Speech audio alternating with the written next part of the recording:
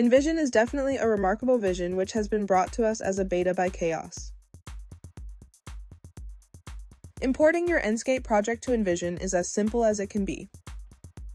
Let's go ahead and set up our first project in the all-new Chaos Envision. To be able to bring your projects to Envision, you have to first export a VR scene file from the Export V-Ray Scene button in Enscape. The scene you choose will become one of the camera views in Envision. That's all you have to do on the Enscape side. Life is super easy because of this V-Ray scene export function. I am sure many of you can relate.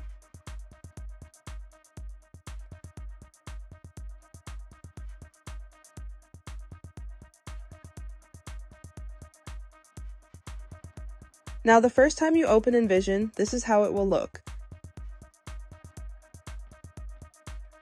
You have the editing tools on the top, properties and environment on the right, the camera and variation settings on the left, and finally the libraries and the animation timeline on the bottom panel, which you can expand in case you don't see it. When I started using Envision, I used the Open button from the File menu here, and then I would find my exported V-Ray scene. When I chose that, it would open that project in Envision, and I was ready to create animations. That's how I started, which still works fine for me. Then I discovered the workflow structured out on Chaos Docs. That workflow is based on first creating a new Envision file from the File menu and clicking New. You would then see the horizon in your viewport.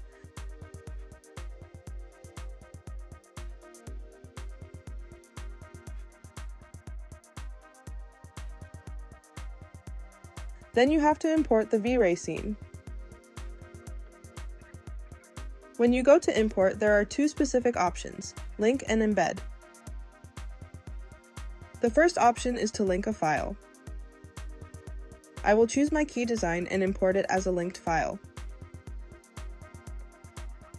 There it is! The reason I will do this is that I know that there could be possible changes even if I am just working on animations and not design changes. I would still like to keep that window open. And if something changes in my design, I simply have to replace the imported V-Ray scene with a new one at its original folder location on my system.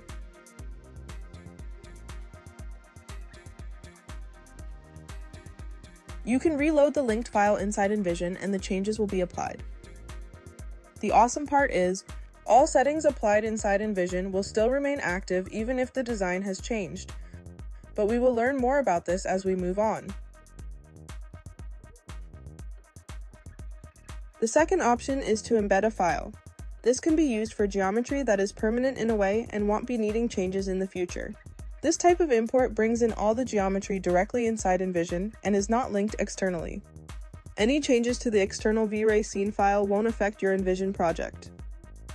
For example, I have exported a separate V-Ray scene for my site context. That won't be changing, and so I feel it's better to bring it directly inside Envision. So I will embed it in my Envision project.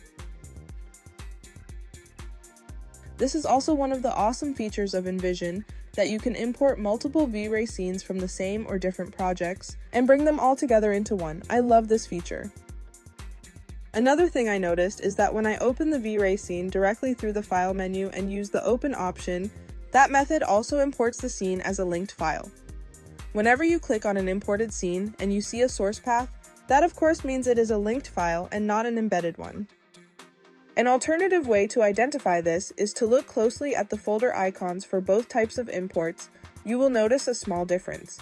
The linked V-Ray scene is represented as a filled folder icon, and the embedded one is presented as an outline only. This is a good way to keep track of imported geometry types and can be very handy in certain parts of the workflow. You can further structure these folders into subfolders and keep your imported geometry organized. Try importing a few V-Ray scenes and see how it works for you. This is just the beta version, so I would love to know if it behaves any differently for you or if you have a unique workflow. Do not forget to leave your feedback in the comments. Watch out for the next video, guys!